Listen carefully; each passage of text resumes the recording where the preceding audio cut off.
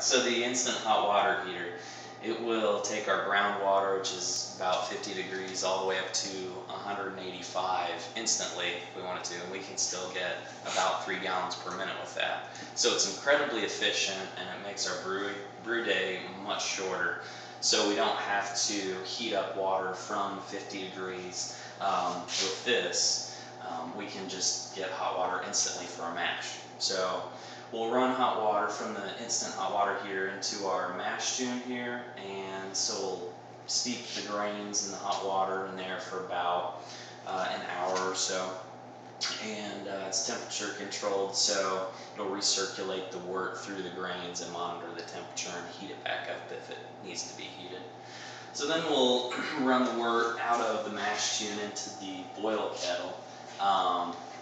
And so we'll boil in there for anywhere from an hour to 2 hours, or possibly 4 hours if you're doing a certain type of beer, which that is a very, very long brew day. But after we're done boiling here, and while we're boiling in the boil kettle, you can add any kind of flavoring or aroma additions you want, whether it's hops or roots like the arugula root, or any other spice or herb you can think of. And so then after we're done boiling, we'll run it through a heat exchanger, which is a series of plates. And so water is running through one channel of plates in the opposite direction as the hot wort, so it'll transfer the heat from the hot wort to the water. And it goes from there into one of our fermenters in the ferment room.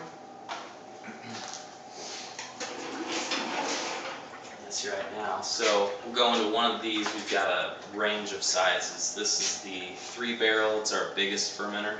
So with these, we'll have to do double batches because we can brew 1.5 barrels at a time. So we'll do 2 batches into one of these big ones. And then we've got a 2-barrel fermenter, which is about the perfect size for after it's done fermenting. We'll send it into one of these oak barrels, which the ones we're currently using came from Alto Winery. They supposedly had a little bit of Brett in them, which is wild yeast, and we really like that wild yeast. So we have a few beers on tap right now that have been aged in these barrels: the Baltic Porter and the let's see, what is the other one? The Sati. Yeah, we fermented a Sati in one of these barrels as well, and that'll be on either this weekend or next weekend. And then we've got our small 1.5 barrel size fermenters. And then we also still do very small batches sometimes, just as experiments. So for that, we'll do 5 or 10 gallons at a time and just use our home brewing buckets, and that sort of thing. That's blowing off carbon dioxide there. Yeah. So this one's bubbling pretty well. Maybe not as much as yesterday, but yeah, if you get all these fermenters going in here at once, you have to vent the CO2 out, otherwise you might come in and pass out. So we have a ceiling fan up there that'll exit the CO2 from the building. It smells beery in here. Yeah, it does. Yeah.